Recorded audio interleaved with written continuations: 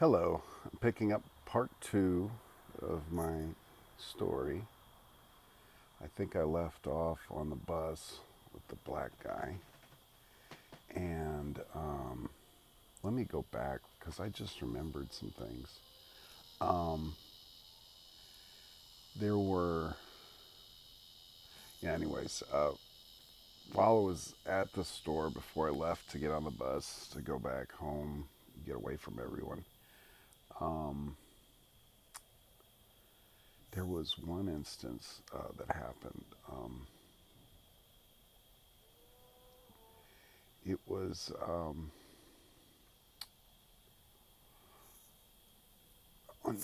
it gets really weird. So when those angels were there, um, they asked me permission to do this procedure on me,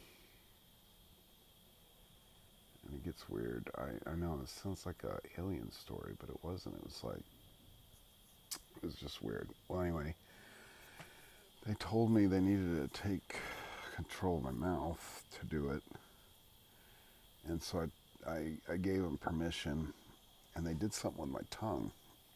They made me uh, they told me to picture it like it's the tip of my tongue's like a heart, and then to hold it with my teeth. They cut four nodes, those little things that stick up from your tongue, those little ciliated cells or whatever. And they said it was like a mutation or something that was needed fixing or something like that. Apparently, you can smell with your tongue, partially. I don't know, something along those lines. They wanted four of the sensors taken out, and then they told me to make the tip like a heartbeat. And when they were controlling my teeth to cut, it sounds really weird. Um, it felt like my mouth was a machine. It was like, clamped down real carefully, and it was like it was really weird. Somebody else, moving my mouth, the jaw at least. That was all they were controlling. They weren't even controlling anything else. It was just like a motor function they were honing in on. And then they released that control. They gave it back to me, and then they were telling me to make a heartbeat motion with the tip of my tongue, pop, pop, pop, pop. And they said with each beat, recite that four-letter name of God. I was like, okay. And so I did it. And they said, do it until we tell you to stop. So it's like hundreds of times I recited it. And I was, mind you, I had it hidden. I was just doing work while I was doing it. And they finally said, okay, you can stop now. And I noticed I didn't have a heartbeat anymore. And what I thought was supposed to be a heartbeat, apparently beforehand, um, my heart would beat hard to where it'd rattle my chest a little, like I could really feel it on the rib cage, and now it wasn't. And so I thought, oh, that's weird. So I checked my pulse, and I still had a pulse, and trying to see or hear if I have a heartbeat. But apparently, they fixed my heart through my tongue. It was really perplexing. It was like one thing that afterwards, when I was questioning it all, I knew for a fact was physically different from then on. And my heart's always been humming now instead of thumping. And I didn't know there was something wrong apparently. And I had this knowledge where they were like the mechanics of it, backdoor mechanics. I just had this knowing about when you speak and you give off bad energy, like you lie and you deceive, or you malign somebody or anything you do with your tongue, it'll actually affect your heart and cause it to be out of rhythm. And later, when I was contemplating stuff, I was poring over anatomy, physiology books, and it turns out there's a vagus nerve that goes between the heart and the tongue. They're connected. And I was thinking, what kind of like mad genius science is this that they could do something like that so non-invasive to adjust something so profound? Anyway, and then there was two guys at the bar. I was stalking the bar. I'd go back and forth between stations and stuff. It was an Australian and a New Zealand, and the guy said, "You're uplifted," and he lifted to his hands. He was just looking at me. I said, "Oh, nice to meet you," and we, got in a conversation. Turns out he was Australian, and the other guy was New Zealand. I said, "This is really rare. Usually, common knowledge is y'all don't get along." And yeah, anyways.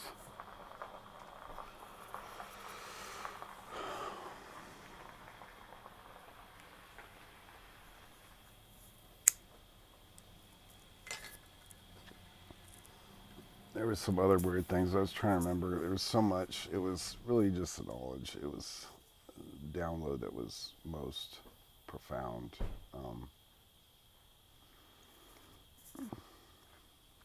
Because during that time, I was curious and trying to ponder certain questions I've always wondered about. Mysteries. I was trying to think, well, what were some of the mysteries of it? And it was like, yeah. Anyway, sorry, it's blanking out. Trying to talk privately. Get some neighbors. Well, anyway, yeah. So back to the bus ride, the guy was at the window, and his head was going back and forth real quick, like he was watching, I don't know, something go by fast, and then I look out the window and it's all going normal speed. So I'm thinking, oh, this didn't work. But he's acting weird, as if it is, which is weird. It's almost like glitches. Anyway, I don't know what that was about.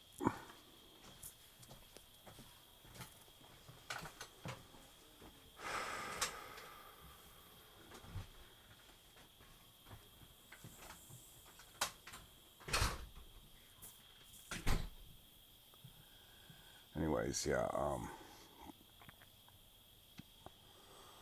I don't like sharing. I really haven't shared it with many, and here I'm trying to hide it, and I'm putting it on the web. How asinine is that? So I know nobody will watch this shit. Anyway, um, he said, "Well, you got to be going at least 100 miles per hour." He said that driver probably never gone this fast before, or something along those lines. I was like, okay, let's just put everything back to normal. And I was thinking or intending that, and I swear I'm not schizo. I looked it up. I looked all those conditions up because none of this ever persisted. I've never experienced this before. It never happened again. All I did know, oh yeah, well, it got more intense. So I had some visions of danger. Like there was a warning, like when the angels was warning me that the light being put off was attracting darker entities, like this one main dark entity, and it was like I had to be careful, but not really. It was like it was already worked out ahead of time, and they were going down my trail trying to track me, and apparently I've been so many different places. They were endlessly searching for me, and they told me, one of them instructed me,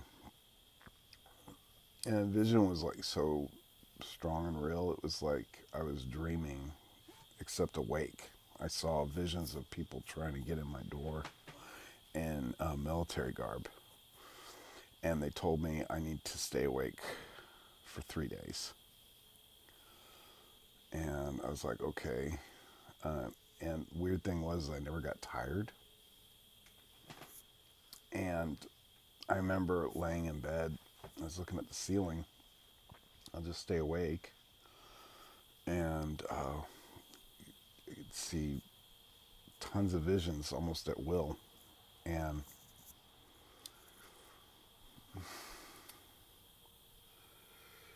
I got off the bus to go back to the place, and to my place, and these guys were stopping me. Oh yeah, after that tongue thing, so I'm just remembering things in gobs. But after that tongue thing, everything I was saying was rhyming after that, which is another weird thing. It was almost like everything was a fun rhyme. And it wasn't like I wasn't in control. It was just, it happened. Everything falling on my mouth happened to have a rhyme, even like 4 sentence rhymes. It was really odd. And something to do with the tongue being done like that. So if you wanted to try that spell, have at it. They taught it to me up there. And I thought, there's all these different ways you can do spells.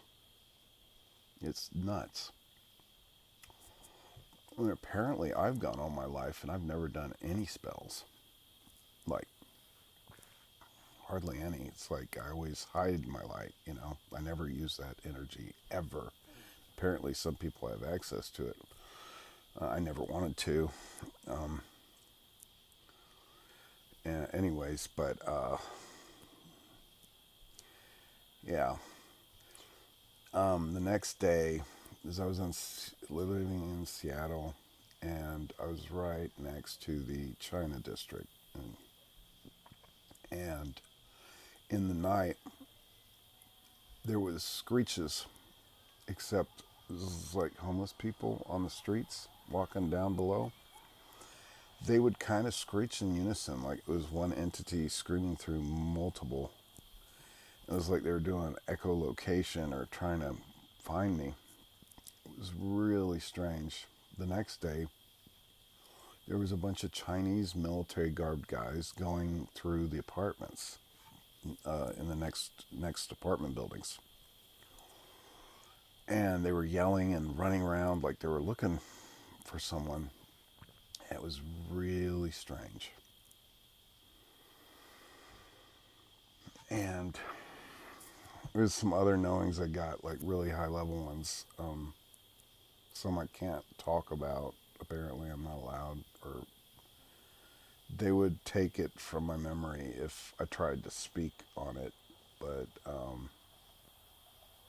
like yeah, I'll get head jumbled before I can say some of the things because they're kind of, there's some, like a few really secret things, and I just prize the knowledge, and I'd rather stay quiet and just kind of, know it instead of not know it. Well, anyway, yeah, that was kind of my story with that. It was really odd, really odd, crazy experience, and some of the people that were more wicked had more demonic influence come through on their faces.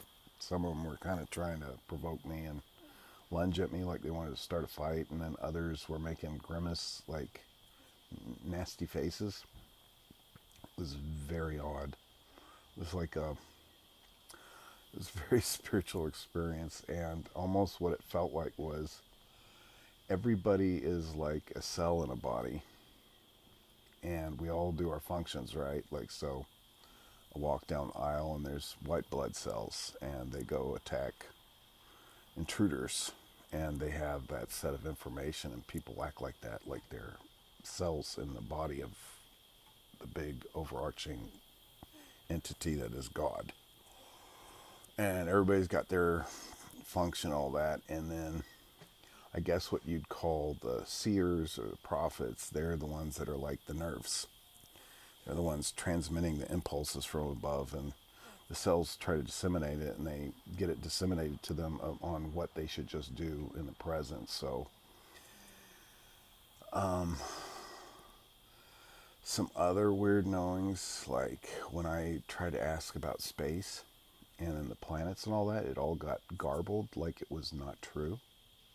That was another weird thing. And the only, and I try to figure it out what that whole thing was about. And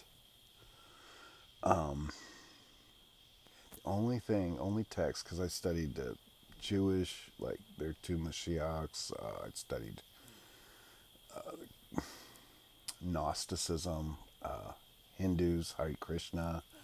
I looked into a lot of different religions trying to describe this exact thing. Now, I've heard of people talking about Kundalini experiences. It was more than that. It wasn't just Kundalini. It was like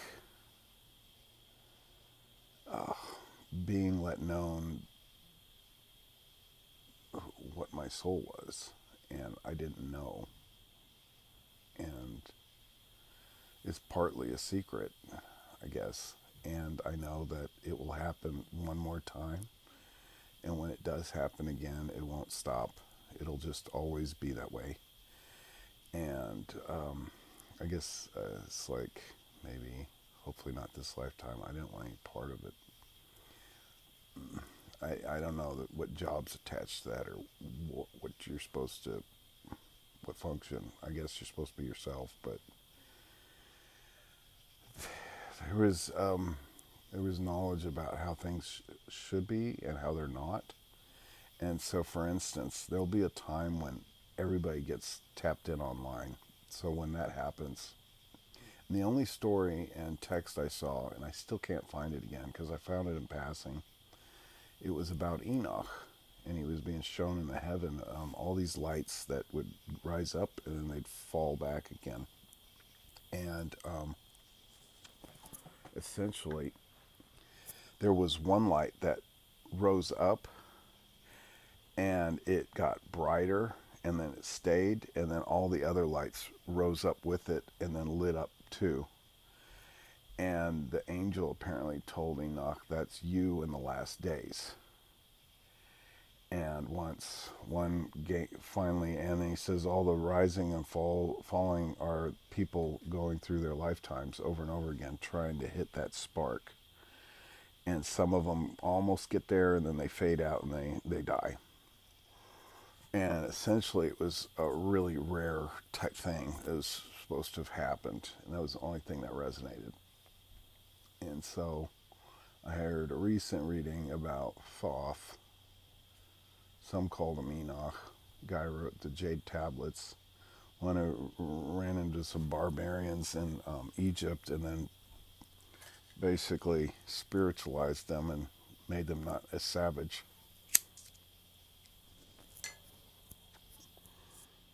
He might even be the fabled Melchizedek that Abraham visited. I don't know, some notable figure that founded a city. That guy, the scribe of God. And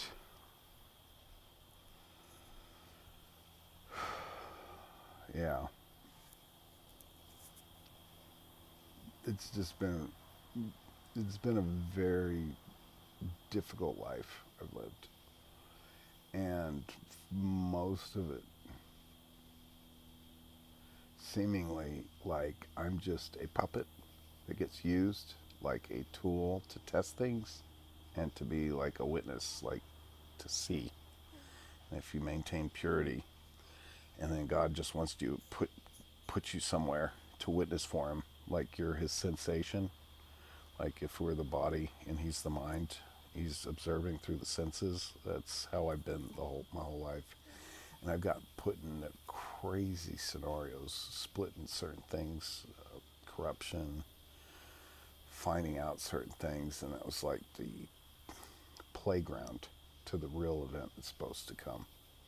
I don't know what that is, or if it's this lifetime, or I have a feeling it might be, which is terrifying. And well, anyway, so that time with the telepathy thing, it'll be like this when everybody gets lit on, like the first light bulb goes on somebody's head and they're connected, like to the stream. All the others will, that are righteous.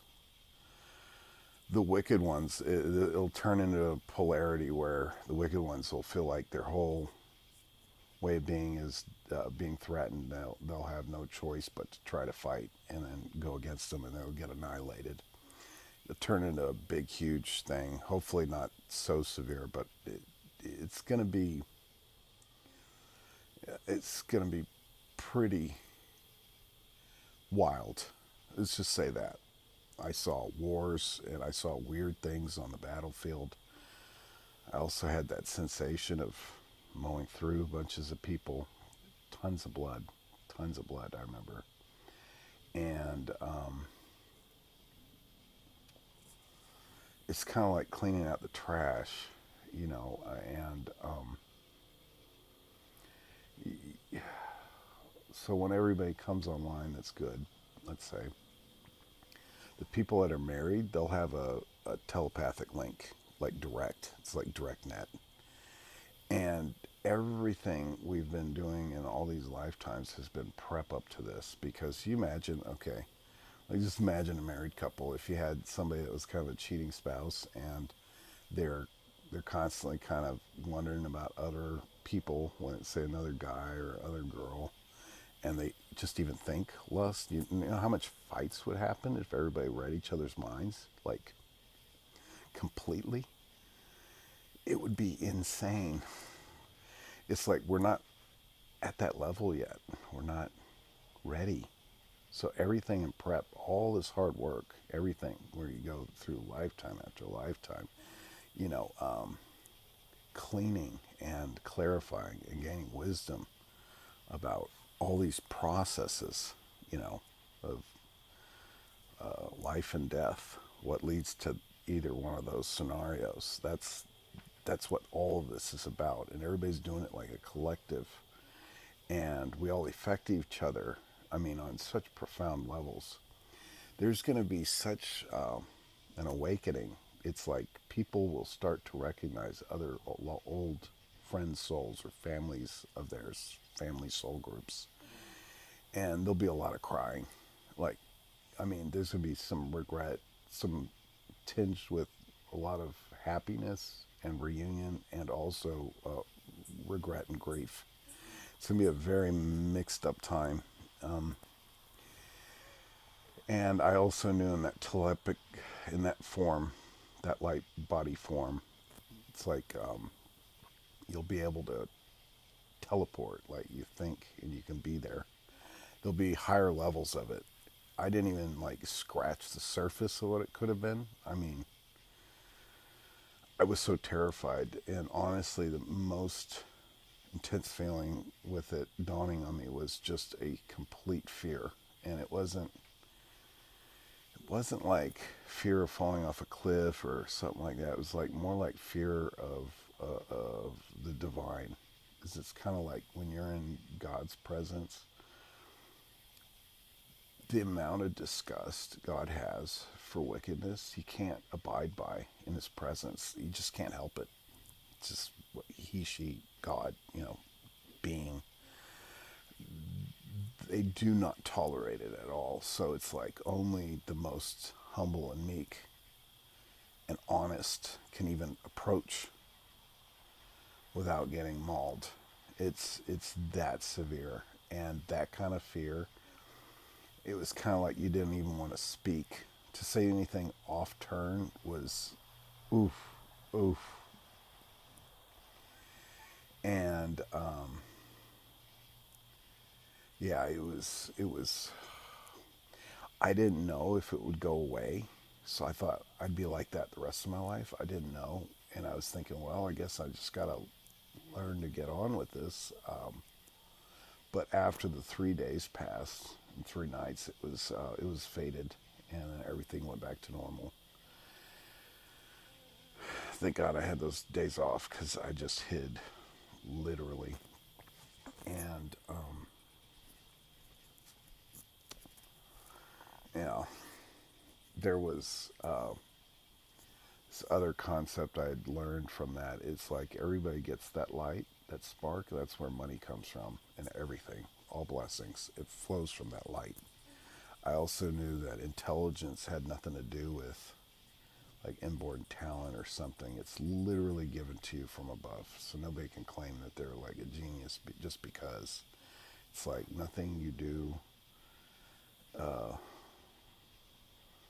you just aren't that. It's not like off of a ego type thing. I try to say it's more like how clean do you keep your equipment, your your lenses? How clear do you keep your heart? How pure do you keep things? That is what lets that light flow. And when you get that light, and nobody sees it, it's like in the subconscious, people are aware of it, but not consciously usually. They just kind of carry on. So whenever you see people that get jealous or things like that, they have a reaction to others. It's a totally spiritual thing. It has nothing to do with some physical thing. So sometimes you won't make sense of why somebody doesn't like you or why these people just are, constantly fighting. There's a lot more history and things involved with that than meets the eye.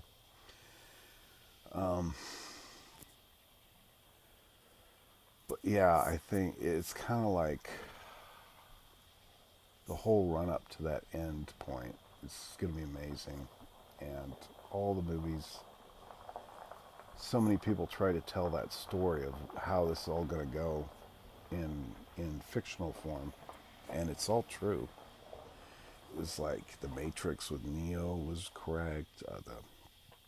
The Disney films, like in Beauty and the Beast, where most of the kingdom was inanimate, inanimate objects, while the king was the beast. It's kind of like that. And then once the beast gets it right, it sets a chain reaction where everybody else changes. And it's kind of like that. It's like a collective responsibility that everybody's kind of working towards. Anyway, that's the story.